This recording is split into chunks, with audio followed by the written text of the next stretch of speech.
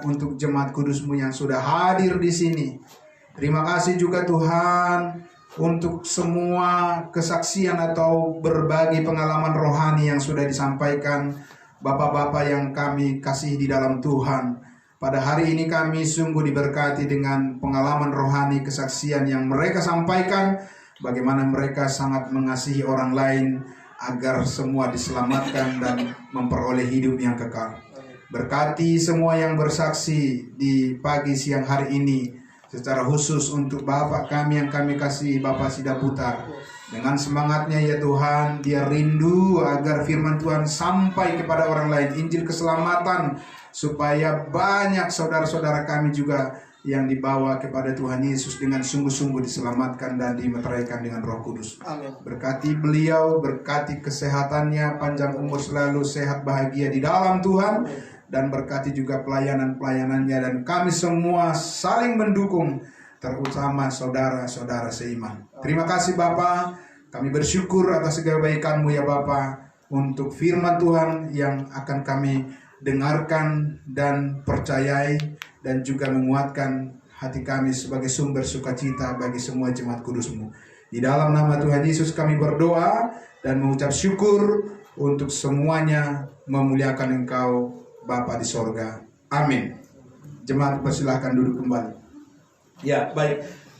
Ya, shalom Bapak Ibu Saudara. Terima kasih puji Tuhan untuk pengalaman yang sudah disampaikan, dan itulah tandanya bahwa kita semua tidak sia-sia belajar firman Tuhan, karena ada orang lain yang terberkati melalui pengalaman atau kesaksian kita. Amin. Saudara-saudara yang dikasihi Tuhan, dan disitulah kita melihat bagaimana kemurahan hati Tuhan memakai semua orang-orang percaya tanpa pandang bulu. Semuanya kita dipakai oleh Tuhan untuk menjadi saluran berkat untuk orang lain. Nah, saudara-saudara, dan itulah anak-anak Tuhan. Di mata Tuhan kita semuanya sama saja, yaitu adalah orang-orang yang sudah ditebus oleh darah Kristus, oleh salib Kristus, di mana segala dosa kita sudah diampuni. Berapa banyak dosa kita diampuni Bapak Ibu Saudara? Semuanya lunas dibayar ya.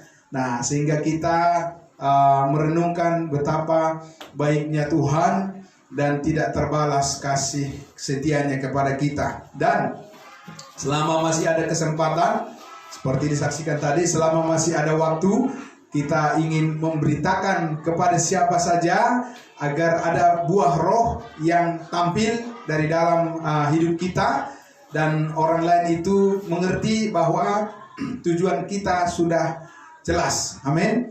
Ya, ketika kita menyampaikan firman Tuhan kepada mereka, Injil keselamatan, Yesus mati hapus semua dosa, orang lain bekerja melihat pekerjaan Tuhan.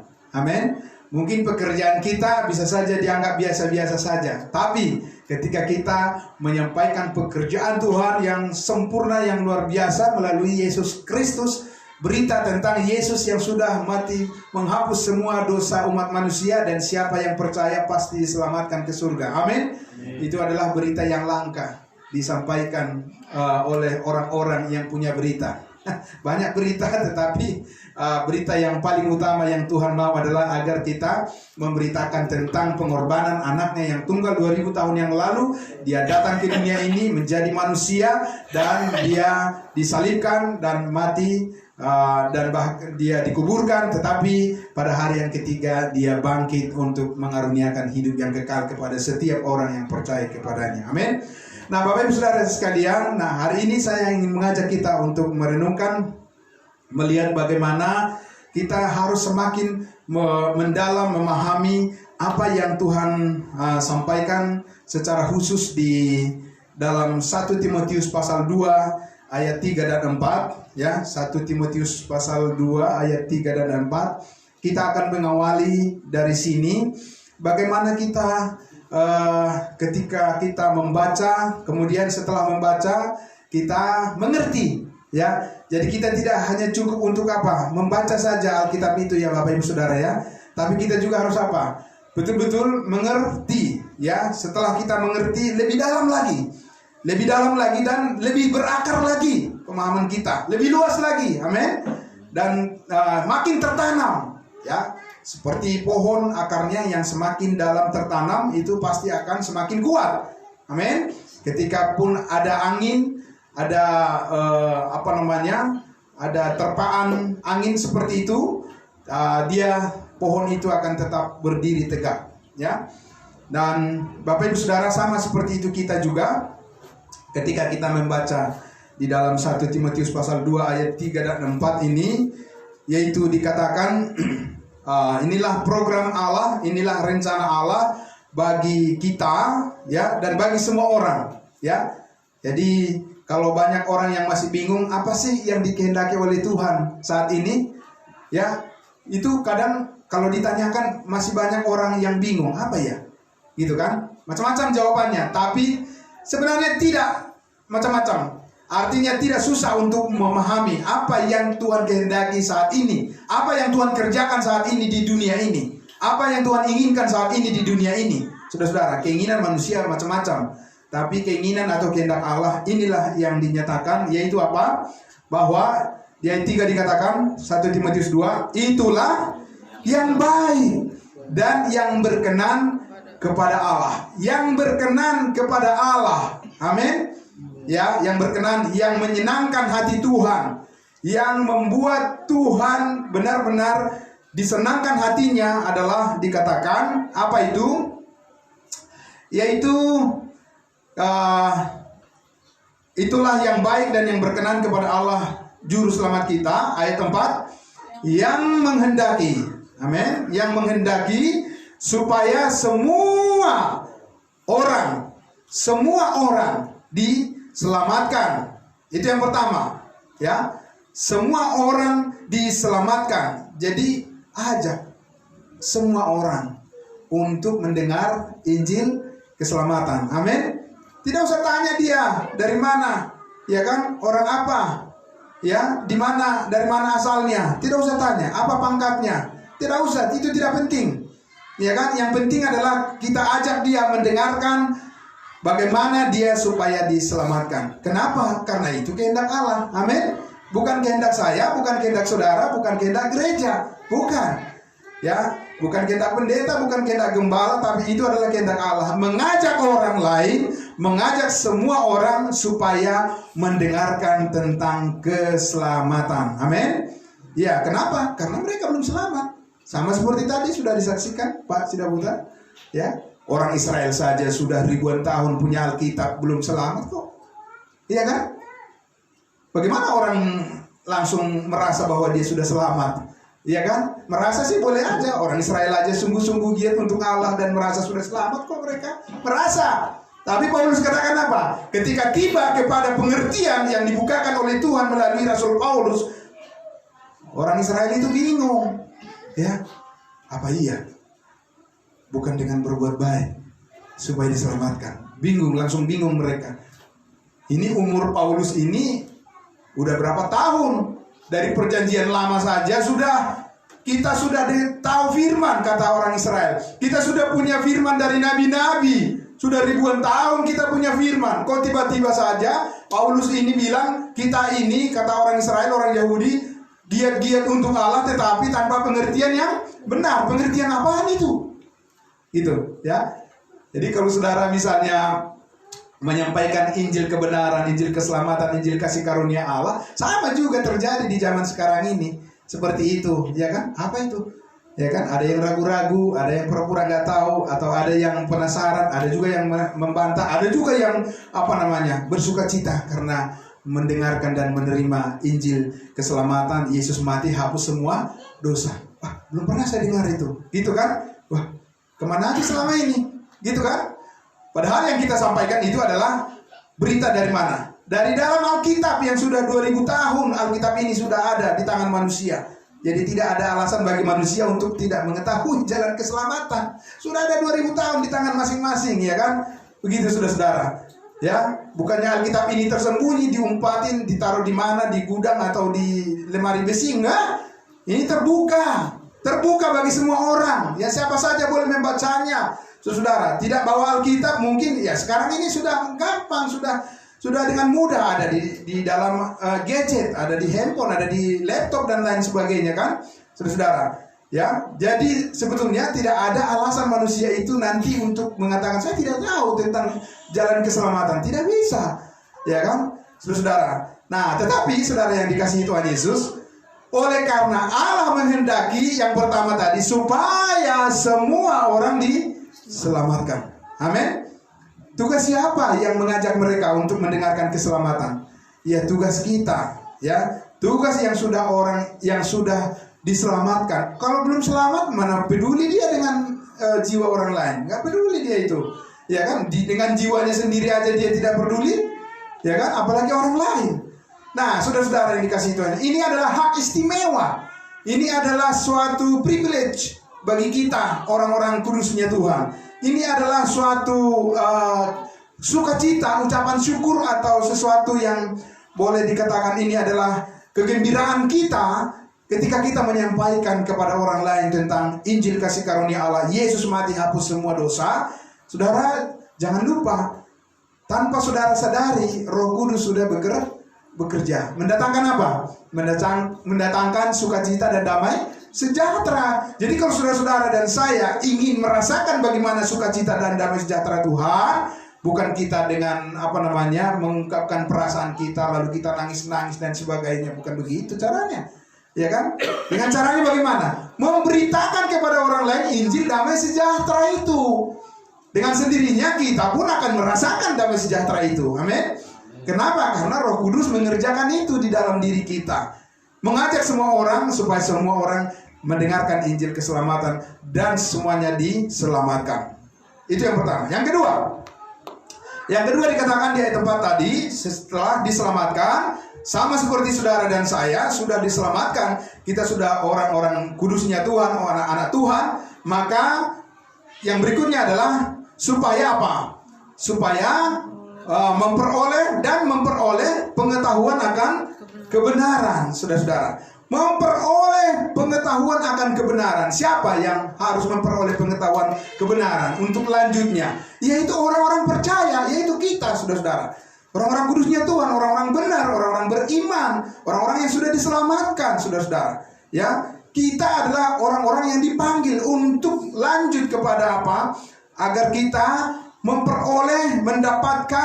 melanjutkan kepada pengetahuan. Bagaimana kita memperoleh pengetahuan akan kebenaran, saudara-saudara. Ya, saya mengajak kita dulu untuk melihat di Roma pasal 16. Roma pasal 16. Jadi di Roma pasal 16 ini kita akan melihat bagaimana kita bisa memperoleh pengetahuan akan kebenaran yang akan menguatkan kita. Ya, Roma pasal 16 ayatnya yang ke 25. Ya, Roma pasal 16 ayat 25. Begini firman Tuhan dikatakan. Ya, sama-sama kita membaca. Bagi Dia yang berkuasa menguatkan kamu menurut Injil yang kumasyurkan dan pemberitaan tentang Yesus Kristus sesuai dengan penyataan rahasia yang didiamkan berabad-abad lamanya. Bagi Dia, bagi siapa? Bagi Allah, ya. Bagi Allah, demi Allah, ya, bagi Tuhan, oleh Tuhan yang berkuasa. Bukan kita yang berkuasa, bukan orang lain yang berkuasa, tetapi siapa? Tuhan yang berkuasa. Menguatkan siapa? Menguatkan kamu. Siapa kamu? Ini berbicara bukan semua orang, karena ini ditulis oleh Rasul Paulus kepada orang-orang kudus. Amin. Firman ini ditujukan kepada orang-orang percaya, orang-orang yang sudah ada di dalam Kristus Yesus, orang-orang yang sudah ditebus dengan darah Yesus, yang sudah dibenarkan melalui iman. Amin. Bagi Allah yang berkuasa menguatkan kamu, ya. Bukan melemahkan kamu, bukan melemahkan kita, bukan. Allah tidak punya tujuan untuk melemahkan kita, tetapi apa? menguatkan kamu, menguatkan saya, menguatkan kita semua. Kenapa harus menguatkan? Karena kita kadang-kadang juga bisa lemah. Kenapa? Karena kita manusia biasa. Ya kan? Kita bukan Superman. Ya kan? Benar saudara? Kita manusia biasa. Superman pun sudah mati kan? Masih ada belum Superman? Masih ada. Oh, masih ada. Sudah mati. Ya kan? Saudara. Jadi Allah perlu menguatkan kita. Kita perlu dikuatkan. Ya. Tetapi dengan apa kita dikuatkan, saudara-saudara? Menurut Injil yang kumasyurkan. Injil yang dimasyurkan oleh siapa? Oleh Rasul Paulus, saudara-saudara. Kalau di dalam bahasa Inggris itu dikatakan according to my gospel.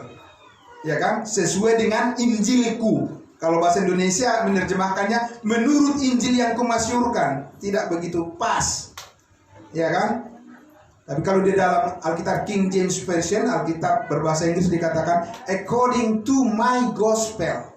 My, milik. Ya kan? Bahwa kepada Pauluslah diberitakan sebuah Injil. Lain daripada itu terkutuklah dia. Injil itu yang menurut sesuai dengan Injil yang diberitakan oleh Rasul Paulus itu, saudara-saudara, saudara dan saya dikuatkan oleh Allah. Amin. Bukan dengan cara yang lain. Ya. Saudara, bukan dengan Injil yang lain. Injil yang dimasyurkan, Injil yang diberitakan oleh Rasul Paulus, dan lihat di situ pemberitaan tentang Yesus Kristus. Amin. Pemberitaan tentang Yesus Kristus yang mana, saudara-saudara? Sesuai dengan penyataan atau wahyu rahasia yang didiamkan berabad-abad lamanya. Jadi ada wahyu, saudara-saudara, wahyu dari Tuhan kepada Paulus itu lama sekali didiamkan berabad-abad, dan itu adalah disebut rahasia atau the mystery yang banyak orang belum tahu. Bahkan orang-orang di dalam perjanjian lama ya tidak tahu akan hal itu sampai Tuhan membukakannya kepada Rasul Paulus, saudara-saudara. Yaitu rasul bagi kita bangsa-bangsa lain. Kita tahu firman Tuhan pertama kali disampaikan kepada siapa? Kepada orang Israel. Ya kan? Saudara. Tetapi firman yang disampaikan oleh Tuhan untuk menjadi keselamatan bagi bangsa lain, yaitu kita, itu dibukakan secara rahasia atau misteri melalui siapa? Melalui Rasul Paulus yang dipilih oleh Tuhan menjadi rasul bangsa lain. Menurut Injil itulah saudara akan dikuatkan. Amin. Karena tadi Bapak kita Pak Asida Utar sudah membuka lebih dulu Efesus 1 ayat 13. Di dalam dia kamu juga, karena kamu telah mendengar firman kebenaran. Firman kebenaran yang mana, saudara-saudara? Ya, yaitu Injil keselamatanmu. Apa Injil keselamatan? Berita yang dibawa oleh Rasul Paulus, Yesus mati hapus semua dosa. Dan ketika kamu percaya kepada Injil itu, kepada berita keselamatan yang melalui Paulus itu, kamu langsung dimeteraikan dengan Roh Kudus.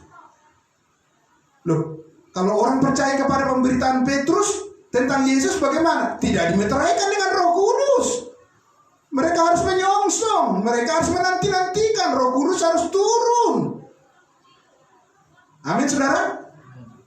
Beda penguatannya, beda, saudara-saudara. Bukan dengan seperti itu saudara dikuatkan. Itu benar, ada semuanya di dalam Alkitab ini. Tetapi bukan dengan cara itu Allah sedang bekerja saat ini. Amin. Tapi menurut firman rahasia yang Tuhan beritakan melalui Rasul Paulus, ketika kamu percaya dimeteraikan dengan Roh Kudus, dan Roh Kudus itu adalah jaminan bagian kamu, jaminan bagian setiap orang yang percaya sampai Kristus datang di awan-awan menjemput kita. Amin. Itulah yang menguatkan kita terus. Amin, saudara-saudara. Amin. Ini yang perlu kita mengerti dan pahami, dan kita harus banyak mendapatkan pengetahuan kebenaran tentang hal itu. Amin. Itu adalah kehendak Allah tadi. Nah, Bapak Ibu saudara-saudara, jadi bagaimana kuasa Allah dapat menguatkan kita saat ini, saudara-saudara? Ya, dikatakan apa namanya?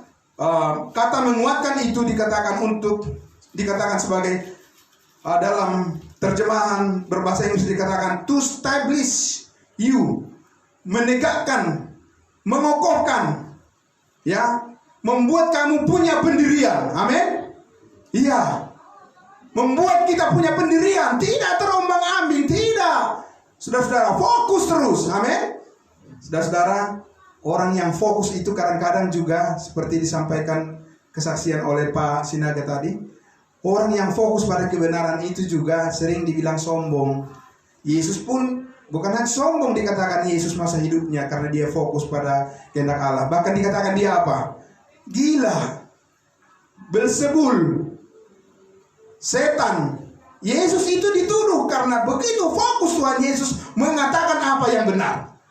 Itu orang-orang yang tidak percaya pasti menganggap orang-orang yang sudah mengalami keselamatan dan konsisten di dalam pendiriannya memberitakan keselamatan, kadang juga dibilang sombong. Tidak masalah. Penilaian terhadap kita yang terakhir adalah apa? Tadi sudah disampaikan Pak Sidaputra, bahwa penilaian terakhir firman Tuhan katakan apa? Nanti Tuhan yang akan menghakimi kita, bukan untuk keselamatan tetapi untuk memperoleh upah di surga. Bukan manusia yang menilai kita. Amin, saudara-saudara? Bukan. Yang terakhir penilaian terhadap apa yang kita kerjakan di dunia ini adalah Tuhan. Karena dialah yang memberikan keselamatan pada kita, dan dia juga yang meminta pertanggungjawaban dari kita tentang waktu, tenaga, pikiran, dan semua berkat yang kita peroleh. Dia yang akan menghakimi kita, bukan manusia. Amin. Jadi jangan terlalu pusing dengan apa yang dikatakan oleh manusia. Pikirkanlah perkara yang di atas. Amin. Saudara yang dikasihi Tuhan Yesus, karena itu saudara-saudara, Paulus katakan harus sesuai dengan Injil yang kuberitakan, harus sesuai dengan berita keselamatan, harus sesuai dengan kabar baik yang kuberitakan, kata Paulus, baru kamu bisa dikuatkan oleh Allah. Amin. Apa Injil yang diberitakan oleh Rasul Paulus? Namanya adalah apa? Injil keselamatan. Bukan dengan Injil kerajaan atau Injil yang lain, saudara-saudara. Karena Injil kerajaan itu adalah Injil yang menguatkan hati orang Israel, yaitu berita tentang Yesus adalah Mesias yang akan datang nanti kedua kalinya. Kalau kita, saudara-saudara, yang menguatkan kita adalah Injil yang diberitakan oleh Rasul Paulus, bahwa Yesus sudah mati dan dia dikuburkan, bangkit, menghapus semua dosamu. Engkau percaya, dimeteraikan dengan Roh Kudus, dan engkau adalah anggota tubuh Kristus, nanti pasti diangkat di awan-awan. Amin. Akan dibawa ke surga. Itu yang menguatkan hatimu dan hatiku, dan hati semua orang percaya di dunia ini, saudara-saudara. Nah, itu adalah kehendak Allah, saudaraku. Nah, saudara-saudara yang dikasihi Tuhan Yesus, jadi saudara-saudara, siapa yang tidak mengerti, siapa yang tidak paham tentang Injil yang diberitakan oleh Rasul Paulus, sangat besar kemungkinan orang itu binasa. Siapa yang mengatakan itu? Bukan saya. Alkitab yang mengatakan di dalam Galatia pasal 1 ayat 8 dan 9, Paulus katakan apa? Sebab sekalipun malaikat dari surga yang datang memberitahu kepada kamu yang berbeda dengan Injil yang kusampaikan, berita keselamatan yang sudah kamu terima, apa dia katakan? Terkutuklah dia. Ya. Jadi ngeri-ngeri sedap. Kalau orang mengaku percaya Yesus tapi dia tidak mengerti Injil yang diberitakan oleh Rasul Paulus bagi bangsa lain saat ini, ngeri-ngeri sedap. Iya kan? Kenapa ngeri-ngeri sedap? Karena apa? Bayangkan saudara-saudara yang dikasihi Tuhan Yesus, mulai dari lahir sudah menjadi orang yang beragama Kristen. Ya, sudah mengaku percaya pada Yesus, percaya Yesus lahir, percaya Yesus mati. Ya, percaya Yesus akan datang. Tetapi tidak percaya semua dosanya diampuni. Kemana dia? Itu bukan kepercayaan menurut Injil Paulus, saudara-saudara. Bukan. Ya, kepercayaan Injil berita keselamatan menurut Paulus adalah semua dosamu lunas dibayar, dan engkau diselamatkan bukan karena perbuatanmu, tetapi hanya melalui iman oleh kasih karunia Allah. Amin. Ini yang paling penting diketahui oleh semua orang, saudara. Tidak seperti teman saya bilang, Pak, Saya sudah baca Alkitab ini hampir 200 kali bolak-balik dari Kejadian sampai Wahyu. Terus, bagaimana menurut Bapak? Bapak ada jaminan kepastian keselamatan? Oh, ada. Bagaimana kalau Bapak berbuat dosa? Ya, saya minta supaya dosa saya dihapus. Nah, bagaimana itu? Ya kan? Kalau dosa Bapak belum dihapus, apa ada jaminan keselamatan buat Bapak? Ya, kita harus berusaha. Dia masih berusaha, udah 200 kali dibaca dari Kejadian sampai Wahyu. Pekerjaan yang sia-sia. Kenapa sia-sia? Tanpa pengertian yang benar. Amin. Jadi bukan perbuatannya yang harus ditonjolkan, pengertiannya. Biarpun kamu baca ini 1000 kali dari Kejadian sampai Wahyu, tetapi kalau kamu sendiri nggak mengerti kepastian keselamatan, apa gunanya? Lebih jago orang Israel, lebih jago orang Farisi, lebih hebat ahli Taurat. Tetapi Yesus mengatakan apa? Celakalah kamu, hai ahli-ahli Taurat, karena kamu yang menutup pintu untuk masuk ke dalam sorga, ke dalam kerajaan sorga. Kamu sendiri yang membuat orang menjadi tidak bisa menerima akan keselamatan. Ya, saudara-saudara.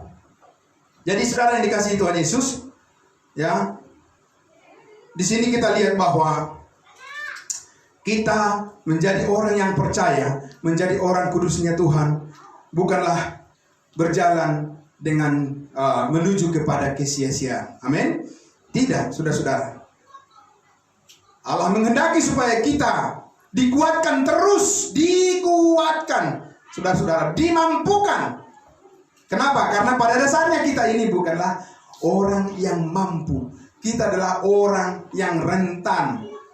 Kita adalah dikatakan apa? Dahulu kamu adalah orang-orang yang patut dimurkai oleh Allah. Kamu dahulu sudah mati karena dosa dan pelanggaranmu, tetapi sekarang kamu dihidupkan bersama dengan Kristus. Oleh kasih karunia kamu diselamatkan melalui iman. Amin.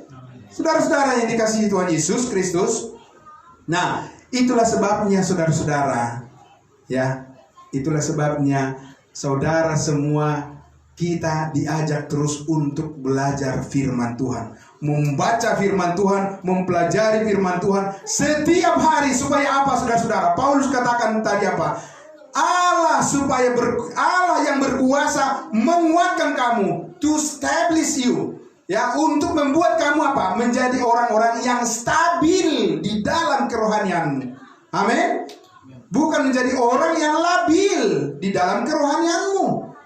Paham, saudara-saudara? Tuhan tidak mau kita menjadi orang yang labil, yang terombang-ambing di dalam pertumbuhan iman kita.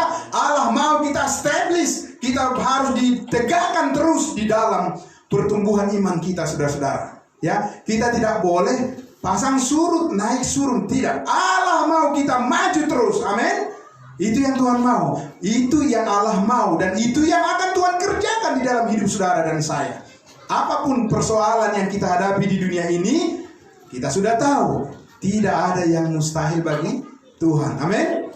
Iya, Allah sanggup melakukan lebih daripada yang kita doakan dan kita pikirkan. Karena Dia adalah Tuhan, karena Dia adalah Allah yang berkuasa.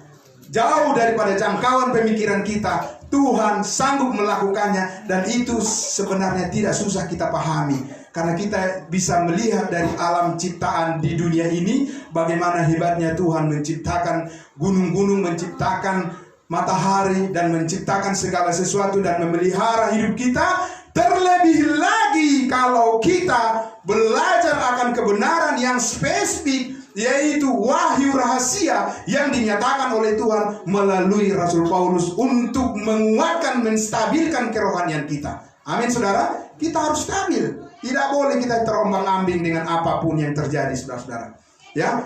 Nah, saudara yang dikasihi Tuhan Yesus, oleh karena itulah dikatakan tadi, melalui pemberitaan tentang Yesus Kristus sesuai dengan penyataan rahasia. Saudara dan saya sudah tahu, beberapa kali kita sudah belajar bahwa Petrus, Yohanes, Yakobus dan 12 rasul itu bukan memberitakan, ya, tentang Yesus menurut rahasia yang dinyatakan melalui Rasul Paulus. Tetapi 12 rasul Kristus, Yohanes, Petrus, dan Yakobus dan yang lainnya itu memberitakan tentang Yesus Kristus menurut wahyu. menurut perjanjian lama, wahyu nubuatan. Ya. Firman Tuhan yang sudah dinubuatkan di dalam perjanjian lama tentang Yesus Kristus adalah Mesias, Raja bagi bangsa Israel, saudara-saudara. Ya, jadi Petrus memberitakan tentang Yesus menurut firman nubuatan yang sudah jauh dari nabi-nabi perjanjian lama sudah diberitakan. Kalau bisa dikatakan Yohanes, Petrus, dan yang lainnya itu 12 rasul itu memberitakan firman tentang Yesus, itu bisa dikatakan adalah apa? Seperti semacam second hand, begitu. Bukan pertama yang dulu, bukan mereka yang pertama memberitakan tentang Yesus sebagai raja orang Israel, bukan nabi-nabi perjanjian lama, Yesaya, ya, Yeremia, Daud, ya, sudah duluan mereka memberitahukan itu. Barulah dilanjutkan oleh Yohanes Pembaptis, ya kan? Kemudian dilanjutkan lagi oleh 12 rasul, saudara-saudara. Tetapi pemberitaan yang disampaikan oleh Rasul Paulus ini adalah benar-benar apa? Sebuah rahasia, saudara-saudara. Rahasia tentang kematian Yesus Kristus sebagai jalan keselamatan. Saya ulangi sekali lagi, saudara-saudara. Tentang kematian Yesus Kristus di perjanjian lama banyak, bahkan di Kejadian 3 ayat 15 sudah diberitahu tentang kematian Yesus. Tapi kematian Yesus sebagai dasar keselamatan bagi orang yang percaya itu baru diberitahu melalui Paulus bagi bangsa lain. Amin.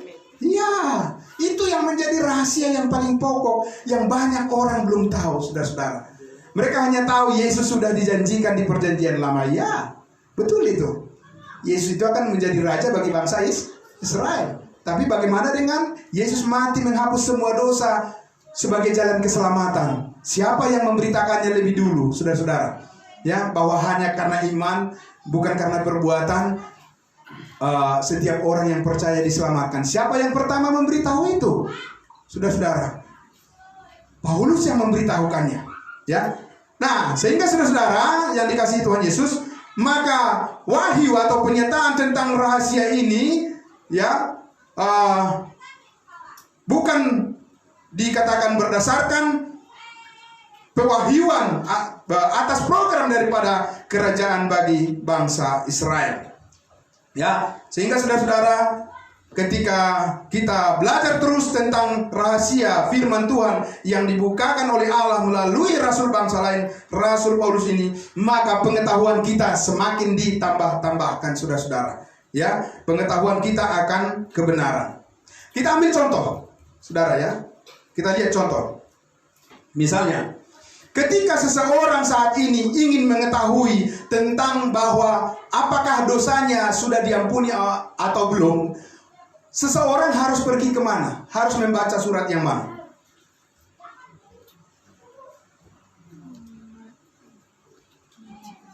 Misalnya, seseorang ingin tahu apakah dosanya sudah diampuni oleh Tuhan atau tidak. Lalu dia membuka Matius 6, ayatnya yang ke-12 dan 15. Yang mengatakan apa? Ampunilah kami seperti kami telah mengampuni orang lain yang bersalah. Apa bisa mengetahui kita sudah diampuni dengan ayat itu? Bisa? Karena di ayat 15 dikatakan apa? Apabila kamu tidak mengampuni dosa orang lain, maka Allah pun tidak mengampuni kamu. Bagaimana kita tahu kita diampuni dengan itu? Karena apa? Karena itu sangat tergantung pada usaha dan perbuatan orang, saudara. Tapi ketika saudara bandingkan misalnya di dalam Kolose pasal 2 ayat 13 dan 14 dikatakan apa? Ya, dahulu kamu, coba kita lihat, ya. Bandingkan saudara dengan apa yang dikatakan oleh Rasul Paulus tentang pengampunan akan dosa-dosa kita. Di Kolose pasal 2 ayat 13 dan 14 dikatakan, kamu juga meskipun dahulu mati oleh pelanggaranmu dan oleh karena tidak disunat secara lahiriah, telah dihidupkan Allah bersama-sama dengan Dia sesudah Ia mengampuni segala pelanggaran kita. Amin. Iya, saudara. Di sini kita mengetahui bahwa segala pelanggaran kita, segala dosa-dosa kita sudah diampuni oleh Tuhan. Ya. Dan dengan ayat 14 dikatakan dengan menghapuskan surat hutang yang oleh ketentuan-ketentuan hukum mendakwa dan mengancam kita, dan itu ditiadakannya dengan memakukannya di mana? Pada kayu salib. Dari apa yang dituliskan oleh Rasul Paulus ini, kita mengetahui bahwa benar-benar semua dosa kita sudah diampuni. Bukan karena kita terlebih dahulu mengampuni oleh orang lain, tetapi Efesus 4 ayat 32 mengatakan, hendaklah kamu ramah seorang terhadap yang lain, penuh kasih mesra dan saling mengampuni, sebagaimana Allah di dalam Kristus telah mengampuni kamu. Jadi kita tahu bahwa kita sudah diampuni. Dari mana kita tahu itu? Dari surat yang dituliskan oleh Rasul Paulus. Amin, saudara. Karena itu yang ditujukan kepada kita bangsa lain secara khusus. Ya, karena kita ini bukan Israel. Kita ini adalah orang bukan Israel. Kita ini bukan bangsa Yahudi. Kita ini adalah bangsa bukan Yahudi. Kita ini bukan orang bersunat. Kita ini adalah orang-orang yang tidak bersunat. Amin, saudara. Kita adalah bangsa lain. Itu yang kita dapatkan dari Tuhan. Lebih mudah, cepat. Amin, saudara. Tidak berbelit-belit. Ya kan? Tidak berbelit-belit, harus ini, harus itu, harus begini dan begini. Kalau jika tidak begini maka kamu akan begini. Tidak begitu. Itu bukan bagian kita. Amin, saudara. Karena kita bukan hidup di bawah hukum Taurat. Ya, benar, saudara. Belajar firman Tuhan menurut wahyu rahasia yang Tuhan berikan melalui Rasul kita, Rasul Paulus, itu akan menguatkan kita, akan membuat kita stabil menjalani kehidupan kita untuk mengiring Tuhan. Amin. Ini yang kita butuhkan, saudara-saudara, sebagai orang percaya. Ini yang sangat kita butuhkan. Nah, saudara, contoh yang kedua, misalnya kalau orang membaca dari 1 Yohanes pasal 1 ayat 9 yang mengatakan, jika kamu mengaku dengan mulutmu, maka apa dikatakan? Allah adalah setia sehingga Ia akan mengampuni segala dosa kita. Kita siapa? Saudara-saudara, ya. Kalau mengaku dosa baru diampuni. Siapa yang begitu sekarang? Apa itu yang diajarkan oleh Rasul Paulus? Tidak. Itu diajarkan oleh Yohanes, Rasul Yohanes kepada orang Israel, karena orang Israel itu memang harus bertobat. Mereka harus bertobat dan mengaku dosa-dosanya karena mereka sudah membunuh Mesias. Sehingga nanti baru mereka diampuni kalau datang Yesus yang kedua kali. Apa saudara nanti diampuni? Tidak. Sekarang saya sudah diampuni. Amin. Iya, nggak usah nunggu nanti. Tidak usah nunggu nanti, saudara. Sekarang sudah telah kita diampuni oleh Tuhan Yesus melalui darahnya, karena Dia katakan sudah selesai. Amin. Dari mana kita tahu itu? Itulah yang dinyatakan oleh Rasul Paulus, saudara-saudara, kepada kita, ya, melalui Roma pasal 3 ayat 21 dan 24 mengatakan apa? Dalam Roma pasal 3 ayatnya yang ke 21 sampai ayatnya yang ke 24. Saya, saudara, puji Tuhan, sebentar nanti keluarga kami akan menyanyikan satu pujian yang saya tulis, yang saya ciptakan melalui ayat ini, Roma 3 ayat 21 sampai 24 ini, supaya lebih mudah diingat. Jadi saya dalam 1 minggu ini diberikan Tuhan hikmat untuk menciptakan sebuah lagu, dan nanti setelah saya khotbah ini kami akan menyanyikannya di depan. Ya, puji Tuhan. Nah, ini dikatakan oleh Rasul Paulus di Roma 3 ayatnya yang ke-21 sampai ayatnya yang ke-24. Tetapi kapan?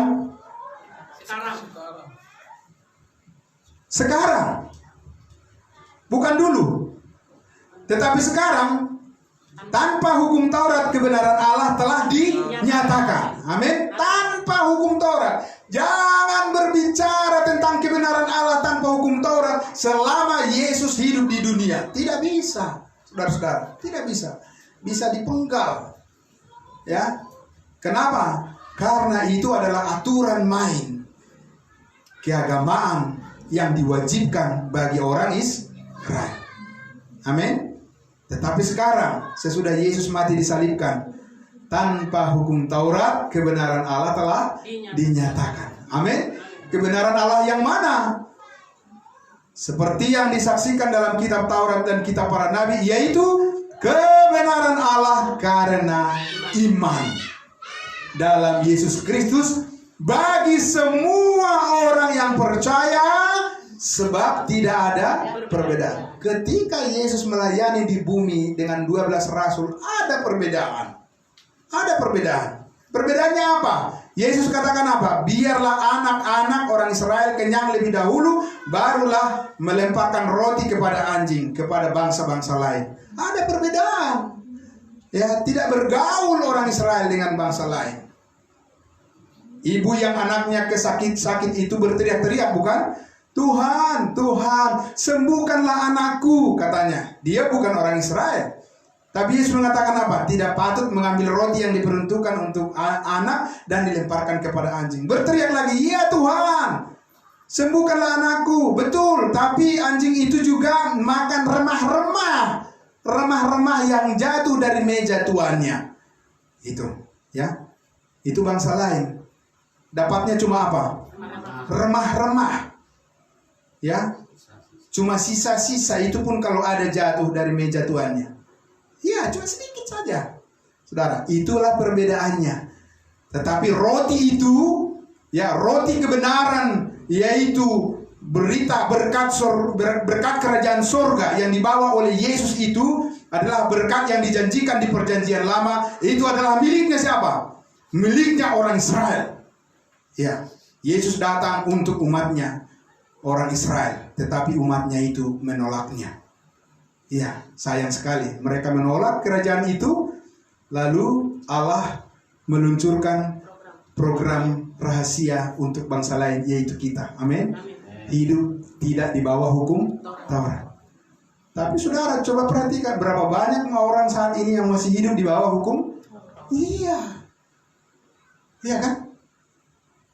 Ada apa itu? Kenapa bisa terjadi seperti itu? Karena mereka tidak mengerti Injil yang diberitakan oleh Rasul Paulus, saudara-saudara. Kalau mereka mengerti, tidak mungkin mereka melakukan yang tidak dikehendaki oleh Allah seperti itu. Sehingga di ayatnya yang ke-23 tadi dikatakan, karena semua orang telah berbuat dosa dan telah kehilangan kemuliaan Allah, dan oleh apa? Kasih karunia telah dibenarkan. Kalau sudah dibenarkan, hasilnya apa? Masih salah gitu. Apa gunanya dibenarkan? Kalau sudah dibenarkan, ya jadi benar. Siapa yang dibenarkan? Ya kita. Siapa yang benar? Ya kita. Siapa yang membenarkan? Allah. Kita adalah orang benar, bukan orang berdosa. Tapi bayangkan saudara-saudara, begitu jutaan orang beragama Kristen mengatakan, saya percaya Yesus juru selamat saya, tapi saya adalah orang berdosa. Jadi apa gunanya kau dibenarkan kalau tetap salah? Paham saudara? Iya, karena itu dicampurkan dengan Injil kerajaan Israel. Sebab orang Israel itu harus rajin mengaku diri orang berdosa. Kasihanilah kami orang berdosa ini. Amin. Semua umat harus mengatakan itu. Bukan bagian kita. Amin saudara-saudara. Karena Kristus Yesus sudah mengasihani kita, makanya dia mau mati di atas kayu salib. Amin. Dia mengasihi kita bukan separuh-separuh, bukan setengah-setengah, full, sempurna, selesai, saudara-saudara. Amin. Semua dosamu, semua dosaku, semua dosa umat manusia di dunia ini sudah diangkut, sudah dibawa di atas kayu salib, dan kemudian diapakan? Dikuburkan dosa-dosa kita. Amin. Iya, bukan ngikut-ngikut lagi kepada kita. Kok bisa ngikut lagi? Yesus saja sudah bangkit dari antara orang mati. Amin. Dan maut tidak berkuasa lagi atas Yesus. Dan kita sudah ada di dalam Yesus. Amin. Saudara, maka dikatakan di situ tadi apa? Dan oleh kasih karunia telah dibenarkan dengan apa? Cuma-cuma. Dengan cuma-cuma. Bisa enggak saudara menemukan ajaran kita dibenarkan dengan cuma-cuma? Kalau saudara membaca Matius, Markus, Lukas, Yohanes, coba tunjukkan sama saya. Tunjukkan pada saya di mana dikatakan di Matius, Markus, Lukas, Yohanes bahwa kita sudah dibenarkan dengan cuma-cuma oleh darah Yesus. Tidak ada. Itu bisa dibukakan melalui Rasul Paulus, amin, kepada bangsa lain, kepada kita. Kalau kepada orang Israel, kamu adalah orang berdosa, ya, saudara, kamu adalah yang membunuh nabi-nabi. Begitu dikatakan. Bahkan Petrus ketika di hari Pentakosta berkhotbah apa? Orang Israel, kamu telah bersalah ya. Kamu telah membunuh yang benar, yang diperuntukkan bagi kamu. Kamu telah menyia-nyiakannya. Orang Israel. Mereka diomelin sama Petrus tentang salib Yesus. Tapi melalui Paulus kita dimuliakan melalui salib Yesus. Amin, saudara-saudara. Amin. Iya, itu bedanya. Beda itu. Paulus yang membukakan itu bahwa salib Yesus adalah kemuliaan bagi setiap orang yang percaya. Bukan karena perbuatan. Bukan karena melakukan hukum Taurat. Ya. Sehingga dikatakan dibenarkan dengan cuma-cuma. Saudara-saudara. Dengan cuma-cuma itu apa? Alias apa? Gratis. Amin, saudara. Kalau kepada orang Israel apa? Masuklah melalui pintu yang sempit. Karena sempitlah masuk jalan menuju kehidupan, tetapi lebarlah jalan menuju kebinasaan. Berapa banyak orang yang mengkhotbahkan itu sekarang sebagai berita Injil. Nah, itu bukan berita Injil keselamatan saat ini, saudara-saudara, bukan. Itu adalah berita menutup pintu untuk orang menerima keselamatan. Kenapa? Karena itu didasarkan pada perbuatan. Ya, saudara. Jadi, saudara yang dikasihi Tuhan Yesus, sekarang saya ajak kita dulu untuk melihat di dalam Roma, di dalam Matius pasal 7. Bagaimana saudara-saudara ketika seseorang saat ini ingin mengetahui jaminan keselamatannya, lalu dia pergi ke Matius pasal 7. Apa yang didapatinya, saudara-saudara? Matius pasal 7 ayat 21. Mari kita lihat, ya. Matius pasal 7 ayatnya yang ke-21, kita baca sampai ayatnya yang ke-23. Ketika seseorang, saudara, ingin mengetahui jaminan tentang keselamatannya dalam Yesus, lalu dia pergi ke Matius pasal 7, apa yang terjadi? Ya, kita baca di ayatnya yang ke-21.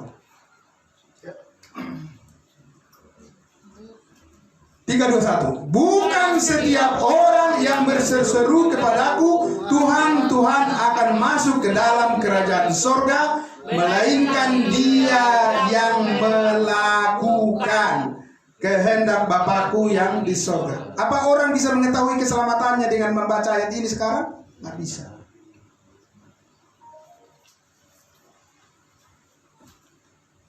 Dijamin 100% tidak akan pernah bisa. Kenapa? Karena di sini dikatakan apa? Yang melakukanlah yang akan masuk ke dalam kerajaan surga. Yang melakukan. Siapa yang melakukan? Siapa yang sudah bisa melakukan? Pendeta, gembala, begitu. Siapa? Ketua sinode, gereja. Siapa yang bisa melakukan? Sarjana Alkitab. Tidak ada yang berani mengatakan apa? Saya sudah melakukannya. Kenapa? Karena melakukan menurut hukum Taurat adalah jika salah satu, salah semuanya. Jadi harus sempurna. Itu yang melakukan, saudara-saudara. Ya. Tetapi itulah sebabnya terjadi ayat 22, ayat 23 ini di zaman akhir, pada hari-hari terakhir. Banyak orang akan berseru kepadaku, kepada Tuhan, Tuhan, Tuhan, bukankah kami bernubuat demi namamu dan mengusir setan demi namamu dan mengadakan banyak mujizat demi namamu juga? Iya, banyak sekali yang dilakukan. Iya kan, saudara-saudara, seolah-olah itu sudah sangat luar biasa. Dan luar biasa itu, luar biasa di mata manusia. Iya kan? Tetapi di mata Tuhan apa? Ayat 23. Pada waktu itulah aku akan berterus terang kepada mereka dan berkata apa? Aku tidak pernah mengenal kamu. Enyahlah daripadaku, kamu sekalian pembuat kejahatan. Bagaimana orang bisa mengetahui keselamatannya dengan menggunakan ayat ini? Tidak mungkin bisa ada keyakinan. Yang ada adalah keraguan, kan? Keraguan. Karena apa? Karena dia akan melihat dirinya sendiri tidak memenuhi syarat yang ditentukan di situ. Saudara-saudara, aku tidak pernah mengenal kamu, kata Yesus. Apakah Yesus akan mengatakan kata yang sama kepada saudara dan saya nanti ketika dia datang? Tidak, tidak mungkin. Yesus sudah mengenal kita karena kita sudah ada di dalam dia, bukan? Amin? Iya. Apa ada di antara kita di sini satu dengan yang lain mengatakan aku tidak pernah mengenal kamu? Nah, bagaimana bisa? Kita udah ada di sini. Amin. Tidak mungkin. Kita sudah sangat saling mengenal. Kita saja sesama saudara seiman saling mengenal. Apalagi Yesus yang Maha Tahu. Dan kita adalah anggota tubuhnya. Dia adalah kepala yang mana kita sudah menyatu dengan dia. Dari ketika kita percaya, bahkan dimeteraikan dengan Roh Kudus. Tidak mungkin dia mengatakan, aku tidak mengenal kamu. Dia sangat mengenal kita. Amin. Mengenal hati kita, mengenal perkara-perkara kita, kehidupan kita, mengenal keadaan kita, mengenal semuanya isi hati kita. Amin, saudara. Itulah sebabnya kita terus bergerak mau mengenal isi hati Tuhan. Amin. Karena dia sudah mengenal kita, maka kita pun harus lebih lagi mengenal dia. Kalau Tuhan Yesus mengenal kita 100% sekaligus karena dia adalah Maha Tahu. Tetapi saudara dan saya bukan Maha Tahu. Kita adalah orang yang diberitahu melalui firman Tuhan, sehingga secara perlahan kita bertumbuh dalam pengenalan akan kasih Kristus sampai kita mencapai kesatuan iman, tingkat kedewasaan yang penuh dan pengetahuan yang benar sesuai dengan kepenuhan Kristus. Saudara-saudara, saudara yang dikasihi Tuhan Yesus. Tetapi kalau kita melihat di dalam Roma pasal 5, mari kita lihat Roma pasal 5. Roma pasal 5 dari ayatnya yang ayat ke berapa yang mau kita baca? Roma pasal 5 ayatnya yang ke 8.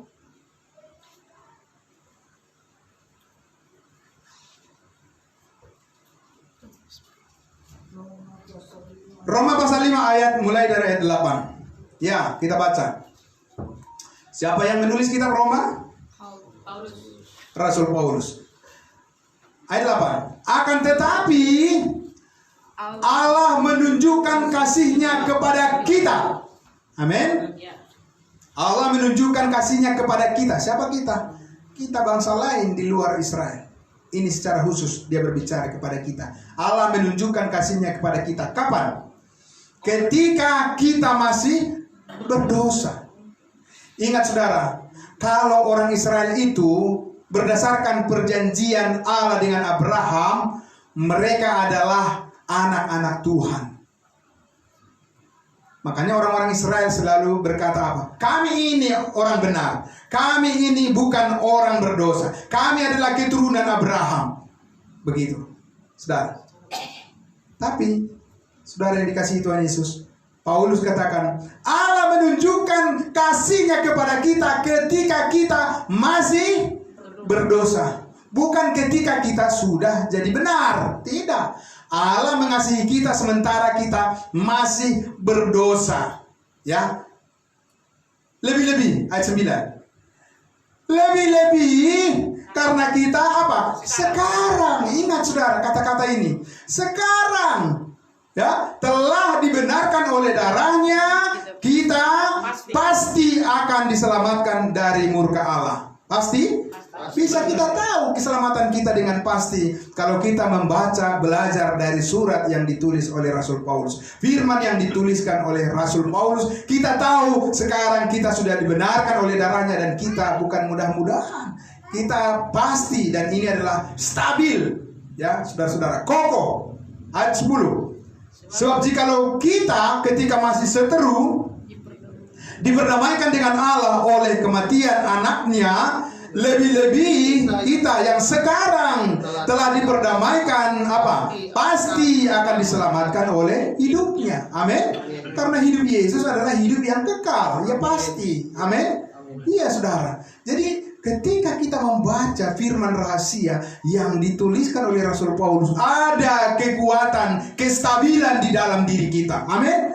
Ada kestabilan di dalam roh dan jiwa kita untuk memuliakan Tuhan. Itu yang dimaksud tadi. Ya, yang dikatakan oleh Rasul Paulus bahwa Allah berkuasa menguatkan kamu, menguatkan kita semua berdasarkan wahyu rahasia, firman rahasia yang dinyatakan oleh Allah melalui Rasul Paulus kepada kita, bangsa-bangsa lain. Ya, saudara-saudara yang dikasihi Tuhan Yesus. Jadi itulah sebabnya mengapa saudara-saudara dan saya diajak terus untuk belajar firman Tuhan secara cara yang lebih apa, saudara? Kita diajak untuk belajar firman Tuhan dengan cara yang lebih dewasa. Amin. Saudara tahu apa yang membedakan orang dewasa dengan anak-anak?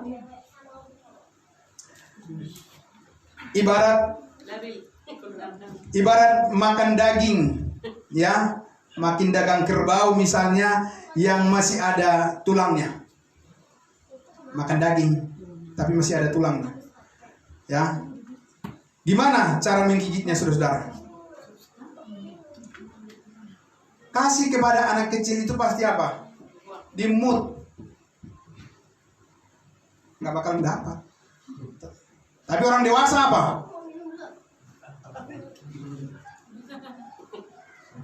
Saudara kalau belajar firman di sini kayak dimut-mut nggak bakalan dapat di gereja ini. Saya kasih tahu saja.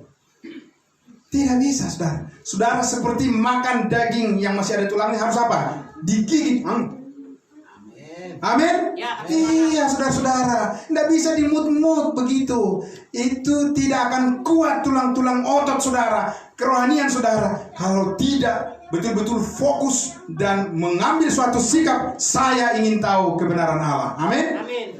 Saudara, ini pengalaman kesaksian. Setiap hari saya, saudara-saudara, paling sedikit 5 jam setiap hari, bisa kadang-kadang 12 jam saya membaca firman, belajar firman, saudara.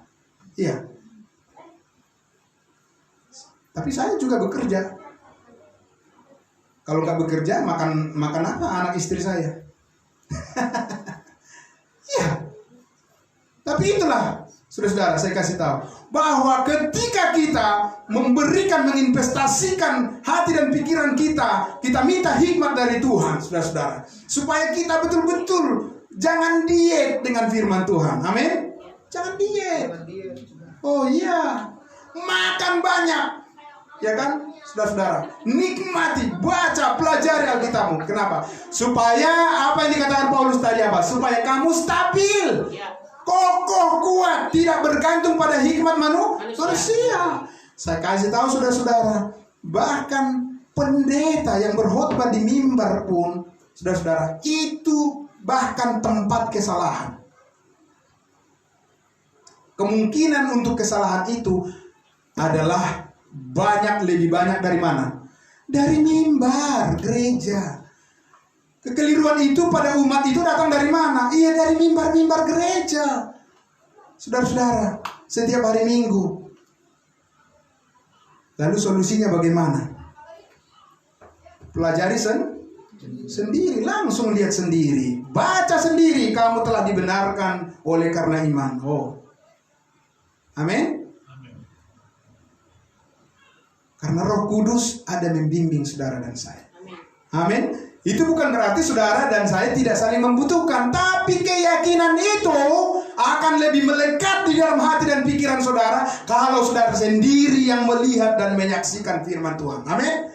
Karena saudara tidak boleh bergantung pada kepercayaan kepada manusia atau figur tertentu. Tidak bisa lebih daripada kebenaran firman. Itulah sebabnya ketika saudara share di Facebook firman Tuhan, itu akan menguatkan saudara. Saudara akan seperti ditancapkan firman itu di dalam hati saudara. Oh iya, saya bukan bergantung pada manusia.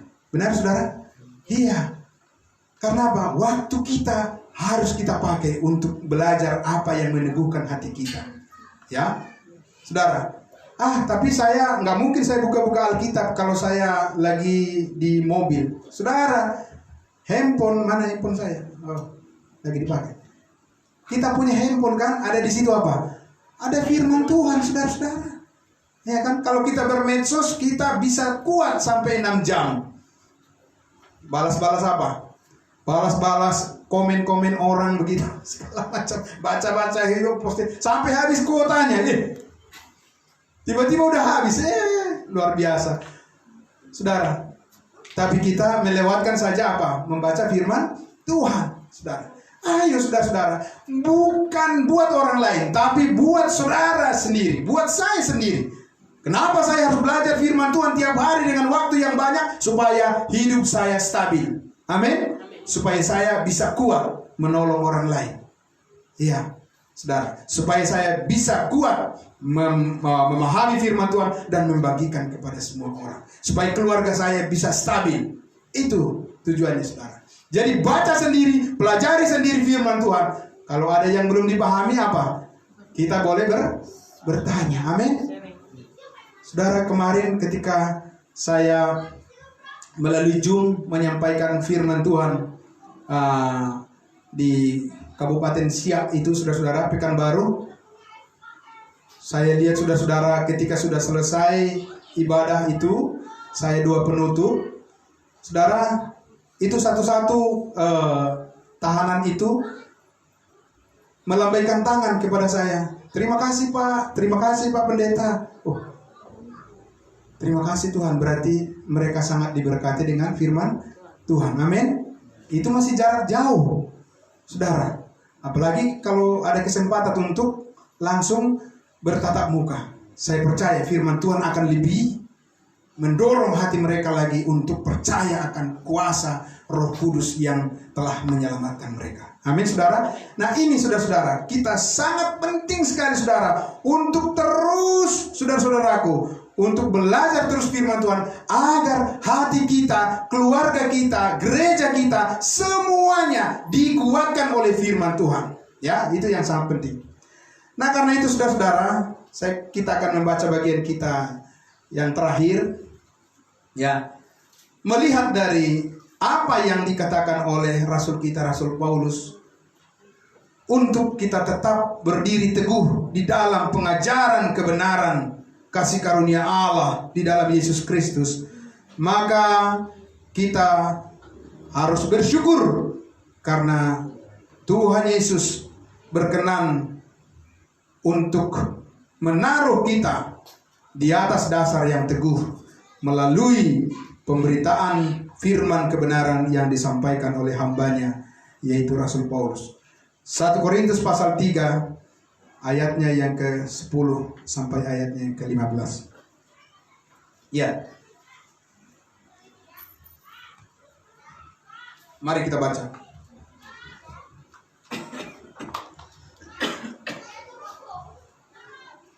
Sesuai dengan kasih karunia Allah yang dianugerahkan kepadaku. Kepada siapa? Kepada Rasul Paulus. Bukan kepada Petrus. Ya. Kepada Rasul Paulus. Aku sebagai Paulus sebagai seorang ahli bangunan yang cakap. Oh, luar biasa. Dia adalah ahlinya. Tanya dia bagaimana cara membangun kehidupan yang berkenan kepada Tuhan sebagai anggota tubuh Kristus saat ini. Amin. Jangan tanya kepada Petrus. Nanti Petrus akan bilang apa? Lakukanlah apa yang sesuai dengan hukum Taurat. Iya, karena memang itu yang dipercayakan kepada dia kan. Benar enggak? Jangan tanya sama dia. Dia adalah pemegang kunci kerajaan surga. Ya, yaitu untuk membuka jalan keselamatan bagi orang Israel untuk masuk ke dalam kerajaan surga di bumi. Tapi kalau untuk masuk ke dalam surga, kerajaan Allah yang ada di surga yang di atas, tanya siapa? Tanya Paulus, karena dia adalah ahlinya. Ya, jangan salah bertanya. Oke? Sebagai seorang ahli bangunan yang cakap telah meletakkan dasar. Dia sudah meletakkan dasar iman kita. Amin. Dia sudah meletakkan dasar keselamatan kita. Dia sudah meletakkan dasar pemberitaan kita. Dia sudah meletakkan dasar gereja tubuh Kristus. Saudara-saudara. Dan orang lain, siapa orang lain ini? Semua orang percaya harus membangun di atasnya. Membangun kehidupan yang benar di atas fondasi kebenaran yang sudah diletakkan oleh Rasul Paulus itu melalui Injil kasih karunia Allah, saudara-saudara. Dan dikatakan Tiap-tiap orang, tetapi tiap-tiap orang apa? Harus memperhatikan bagaimana ia harus membangun di atasnya. Bagaimana caranya kita membangun di atasnya? Harus kita memperhatikan, kita harus fokus, dan kita harus belajar cara yang sebenarnya. Ya, karena apa? Ayat 11. Karena tidak ada seorang pun yang dapat meletakkan dasar lain daripada dasar yang telah diletakkan, yaitu Yesus Kristus. 12. Entahkah orang membangun di atas dasar ini dengan apa? Emas, perak, batu, permata. Berhenti dulu sampai di situ. Bahwa itu adalah bahan bangunan yang berkualitas dan tahan uji. Amin. Iya, yang 3 itu. Ya. Tetapi ada juga 3 yang lain yang rapuh, yaitu apa? Kayu, rumput kering, dan jerami. Ya. Sekali kelak pekerjaan masing-masing orang akan nampak. Karena apa? Hari Tuhan akan menyatakannya, sebab ia akan nampak dengan api, dan bagaimana pekerjaan masing-masing orang akan diuji oleh api itu. Apa yang akan diuji? Pekerjaan kita nanti. Ya, sesudah kita bertemu dengan Tuhan Yesus. Bukan dosanya yang diuji. Dosa saudara sudah dites, diuji, dan bahkan dimusnahkan di atas kayu salib. Amin? Iya. Jadi dosa-dosa orang-orang percaya saat ini bukan dibawa di penghakiman. Karena kita akan dihakimi di mana? Kita akan dihakimi di awan-awan di surga. Bagaimana bisa dosa dibawa ke situ, Pak Sinaga? Tidak ada dosa yang bisa diangkut ke situ. Dosa semua sudah selesai dikuburkan 2000 tahun yang lalu. Tapi pekerjaan kita, perbuatan kita dibawa ke sana untuk menguji kualitasnya. Supaya apa? Ayat 14. Jika pekerjaan yang dibangun seseorang tahan uji, ia akan mendapat upah. Pekerjaan seseorang akan diuji. Seseorang yang mana? Seorang yang percaya, bukan semua orang. Amin. Orang kudusnya kita akan diuji perbuatan kita nanti. Kalau berkenan kepada Tuhan, emas, perak, dan batu permata akan mendapat upah. Amin. Saudara, beruntung kan? Tapi ayat 15. Jika pekerjaannya terbakar, pekerjaannya, sekali lagi, ia akan menderita kerugian, tetapi ia sendiri akan diselamatkan, tetapi seperti dari dalam api. Itu yang dikatakan tadi oleh Pak Dabutan dalam kesaksian. Ya, orang itu akan kehilangan orang percaya yang tidak berkenan perbuatannya atau tidak sesuai dengan firman kasih karunia Allah, bangunan kerohanian kehidupannya. Ya, dikatakan apa? Dia sendiri akan kehilangan apa? Bukan kehilangan keselamatannya. Tidak ada dikatakan situ kehilangan selamatannya. Karena dikatakan, tetapi dia sendiri akan diselamatkan. Dia kehilangan upah, pahala atau mahkota. Tapi dia sendiri akan tetap diselamatkan. Jadi ada orang bertanya beberapa waktu lalu kepada saya melalui YouTube. Jadi dia bilang, jadi Pak, bagaimana? Apakah dosa-dosa kita nanti akan dibawa di penghakiman? Bagaimana dosa-dosa kita dibawa di penghakiman? Di mana dulu kita dihakimi? Kalau orang Israel, mereka akan dihakimi di mana? Di bumi. Jelas dosa-dosa mereka akan dibawa. Ya, itulah sebabnya mereka harus mengalami masa sengsara di bumi. Itu kan penghakiman bagi orang Israel untuk mengalami penderitaan di bumi di bawah anti-Kristus. Sedangkan kita sebelum masa anti-Kristus, kita sudah lebih dahulu diangkat ke surga. Bukan dosa-dosa kita yang dibawa ke sana, tidak. Dosa kita sudah selesai dikuburkan 2000 tahun yang lalu. Gak mungkin lagi bisa dibawa, dan tidak ada yang dibawa. Yang dibawa adalah apa? Pekerjaan baik kita. Amin, saudara-saudara. Memiliki kualitas yang berbeda. Nanti kita sesudah sampai di sana, baru kita lihat, oh, berarti yang kulakukan selama ini benar-benar berkenan di hati Tuhan. Amin, saudara. Itu sebabnya kita disuruh di sini.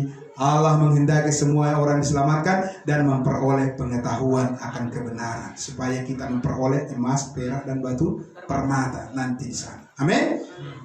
Jadi kesimpulan kita adalah 1 Korintus pasal 15 ayatnya yang terakhir 58. Dikatakan di sini, 1 Korintus pasal 15 ayat 58. Kita akan membaca sama-sama. Ya.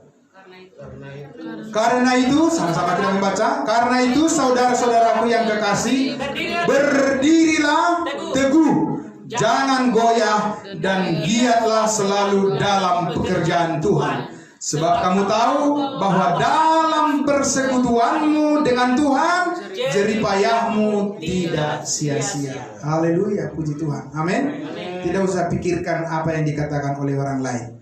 Pikirkan saja apa yang dikatakan firman Tuhan. Jeripayahmu di dalam Tuhan tidak akan pernah sia-sia, karena Tuhan itu adil. Amin. Percaya saudara-saudara, apa yang kita lakukan untuk Tuhan itu akan mendatangkan kebaikan bagi semua orang yang mengasihi Dia. Amin. Mari kita berdoa. Terima kasih Bapa di dalam surga. Kami sangat bersyukur untuk pencerahan firman Tuhan yang dinyatakan pada siang hari ini. Kami berterima kasih Tuhan karena ada Roh Kudus yang membimbing kami, yang memimpin hati dan pikiran kami, sehingga setiap ucapan, setiap perkataan daripada firman Tuhan menjadi kekuatan yang baru bagi kami, untuk memantapkan langkah kami Tuhan, untuk mengiring Tuhan, untuk melakukan tugas dan pelayanan kami, dan juga untuk memuliakan-Mu ya Bapa di dalam segala aspek kehidupan kami. Kami percaya Engkau berikan hikmat dari surga bagi setiap anggota jemaat-Mu ya Bapa, dimanapun berada. Biarlah Tuhan Yesus, apa yang direncanakan oleh Tuhan, yang diprogramkan oleh Tuhan bagi kami, bahwa Allah menghendaki semua orang diselamatkan dan memperoleh pengetahuan akan kebenaran, supaya kami terus bertumbuh di dalam kasih karunia-Mu ya Bapa. Kami menjadi dewasa di dalam kebenaran-Mu ya Tuhan, dan kami menjadi orang-orang yang bertanggung jawab di dalam tugas pelayanan kami, dan semuanya menjadi kemuliaan bagi nama Tuhan Yesus Juru Selamat kami. Kami berterima kasih Bapa di surga untuk kemurahan hati-Mu, kebaikan-Mu bagi kami semua. Terima kasih Bapa, di dalam nama Tuhan Yesus kami berdoa. Haleluya. Amin. Tuhan Yesus memberkati. Saya kembalikan kepada Bapak Sinaga untuk memimpin kita di acara selanjutnya.